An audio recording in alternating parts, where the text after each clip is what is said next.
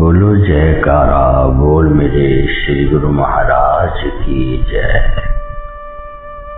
प्रेमियों, सर्वप्रथम श्री गुरु महाराज जी, श्री परमहंस दयाल महाराज जी के चरणार बंदों में आप सबकी ओर से दास अपनी तरफ से दंडोत प्रणाम करता है कि हे स्वामी, अपना पवित्र हस्त हम सेवकों पर हमेशा बनाए रखें। गाथा चल रही है श्री 108 श्री परमहंस दयाल महाराज जी के दूसरे रूप बाबा स्वरूपानंद जी महाराज जी की। श्री महाराज जी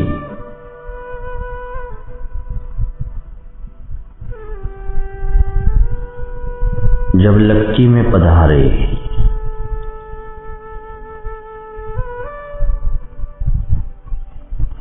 कुछ प्रेमियों ने टेरी में जाकर भी बेनती की।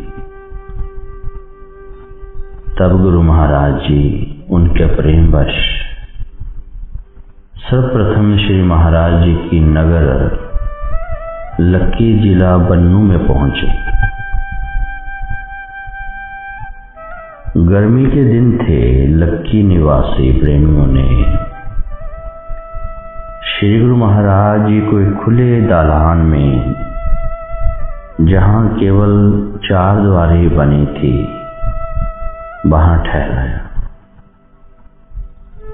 श्री महाराज जी उन दिनों बहुत साधारण वेश में रहते थे। केवल एक लंबा चोला भगवा पहनते थे और सिर पर तौलिया ओढ़ते थे, और श्री चरणों में पहनने के लिए जोड़ा है अथवा नहीं है, इसकी किसे परवाह थी। अपनी शारीरिक आवश्यकताओं से बिल्कुल बेपरवाह होकर आप दिन रात भक्तों के हित चिंतन में मगन रहते थे। सत्संग उपदेश की अमर सरिता बहने लगी। गुरु भक्ति, अध्यात्म, विज्ञान और सहज योग के गूढ़ सत्संगों को सुनकर लक्की के प्रेमी अपने को धन्य मानने लगे। आसपास के गांवों से प्रेमी जन आकर आपका सदुपदेश सुनने लगे और सदुपदेश धारण करके आपके शिष्य बनने लगे। वहां एक दृश्य भी विलक्षण था कि एक दिन बहुत ज्यादा गर्मी थी।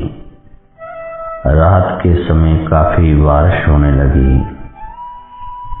भक्तजन तो अपने घरों में आनंद पूर्वक बैठे थे।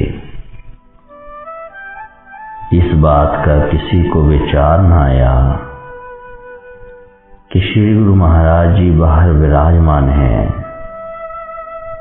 तनिक उनका भी पता करना है। माया के पर्दों में सब भूले रहे।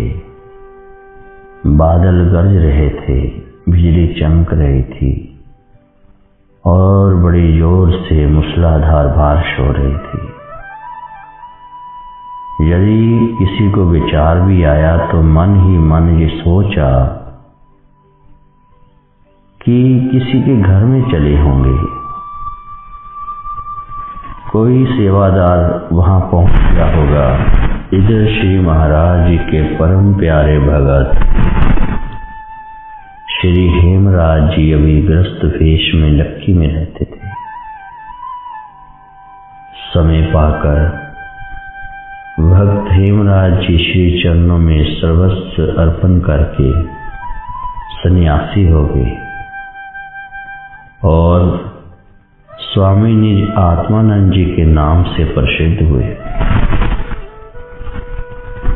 इनके दिल में गुरु के प्रति सच्चा अनुराग था। वे अपने मन में चिंता कर रहे थे कि पता नहीं इतनी बड़ी भारी वर्षा में ना जाने हजूर भीगे होंगे जहाँ किसी के घर के होंगे। प्रेम के कारण दिल में एक मीठा मीठा और हल्का हल्का सा दर्द होता है। उसी प्रेम वेदना के लिए हुए आप श्री महाराज जी का पता करने के लिए कुछ भक्तों को साथ लेकर हाथ में लालटेन लेकर चल दिए। बाजार में पानी ही पानी चल रहा था। वर्षा के कारण थोड़ी सर्दी भी हो गई थी। जब आप उस हवेली में पहुंचे जहां श्री गुरु महाराज जी विराजमान थे, तो जाकर क्या देखा कि पानी उनके पवित्र आसन से लगभग 5 फुट पीछे हटा हुआ है। आसन बिल्कुल सूखा है। ये अद्भुत दृश्य देखकर आप चकित रह गए। मुख से कुछ कहते न बना। आप दंडवत प्रणाम करके एक ओर बैठ गए, परंतु मन में पश्चाताप होने लगा कि वो तो स्वयं मालिक है। भगत हेमराज जी अभी इन्हीं विचारों में मगन थे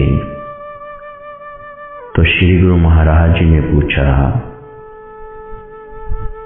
इस समय अंधेरी रात में कैसे आना हुआ? अब भक्त जी सोच में पड़ गए कि क्या जवाब दूं कि आपको वर्षा से बचाने आया हूं, जहां सूर्य को दीपक दिखाने आया हूं। कई बार दिल के उद्गारों को वाणी द्वारा प्रकट नहीं किया जा सकता। तब उन्होंने प्रार्थना की कि श्री गुरु महाराज जी, काफी तेज बारिश हो रही थी।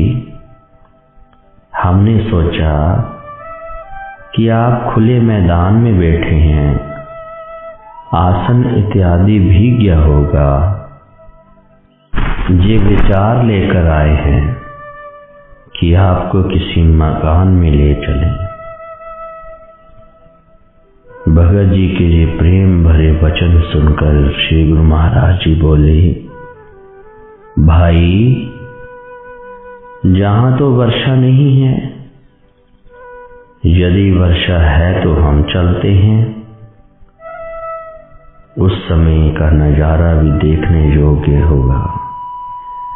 प्रेम में विभोर होकर भगत हेमराज जी श्री चरणों में गिर पड़े और बोले, स्वामी जी, अपनी माया आप ही जाने। हजूर, और सब जगह तो बारिश हुई है, यहाँ क्यों नहीं हुई? इसमें क्या भेद है? तो श्री गुरु महाराज जी के उत्तर दिया, ये वर्षा वाले से पूछो, क्या हमने किसी को रोका है कि यहां बारिश ना करो?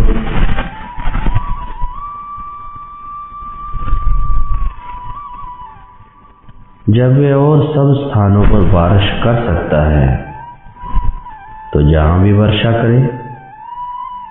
हम तो हर हाल में खुश हैं।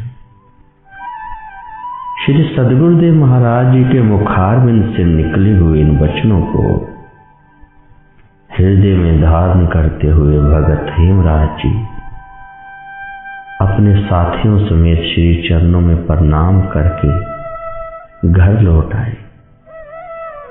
जब इस विलक्षण लीला का सर्व सत्संगियों को पता चला तो श्री गुरु महाराज जी ने इस प्रेम चर्चा को और ज्यादा फैलाने से रोक दिया। महापुरुष सदा साधारण भाव में ही रहना पसंद करते हैं। उन्हें अपनी महिमा पसंद नहीं होती, उनकी उनके समीप यश, अपयश, हानि, लाभ और प्रशंसा तथा निंदा एक समान है। उनके लिए स्वयं कोई कर्म नहीं होता, वे तो कर्म से विमुक्त होते हैं। साधारण जीवों के समान उन्हें अपने भरण पोषण की कोई चिंता नहीं होती। सारी कुदरत उनके इशारे पर सब काम करती है। वे कुदरत के मालिक होते हैं। प्रकृति जन्य सुख दुख से वे अतीत होते हैं। प्रेमियों, हम लोग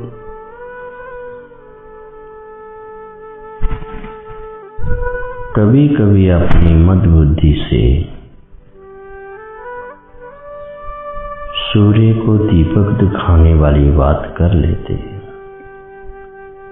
जो स्वयं परम पिता परमात्मा हम सब गुरुमुखों के लिए इस संसार में आए हैं। हमें अपनी प्रेमा भक्ति, सेवा, सत्संग, ध्यान और नाम के सुख को देने के लिए हमें संसार सागर से पार करने के लिए अपने शरीर पर अनेकों कष्ट सहन करते हुए हमें सुखद फूलों भरी राहों पे चलाते हैं। हम उनको जान नहीं पाते, पर अगर गुरु महाराज जी खुद जिसको जगाएं, वही जानता है। अपने प्रेम में ओतप्रोत अपने भक्तों को वो लीलाएं करते हैं, ताकि हम भी उस लीलाओं को देखकर जब ध्यान में बैठे, नाम सिमरन में बैठे, उनकी उन प्यारी छवि को, मनमोहन मूर्त को अपने दिल में धारण करें। कितना प्रेम है हम शिवों के लिए। इसलिए प्रेमियों, हमारा भी धर्म बनता है कि जो पवित्र नाम श्री गुरु महाराज जी ने हम अब सेवकों को दिया है, उसका नित्य प्रति बैठना है, अमृत वेले में बैठना है। क्योंकि अमृत वेले में सतगुरु स्वयं विराजमान होते हैं।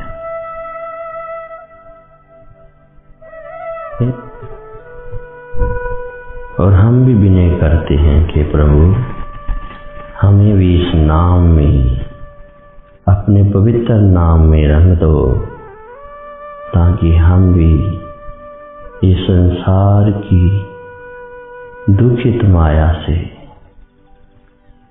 आपके श्री चरण कमलों में बैठ जाए और नाम का ध्यान करें। बोलो जयकारा, बोल मेरे श्री गुरु महाराज की जय।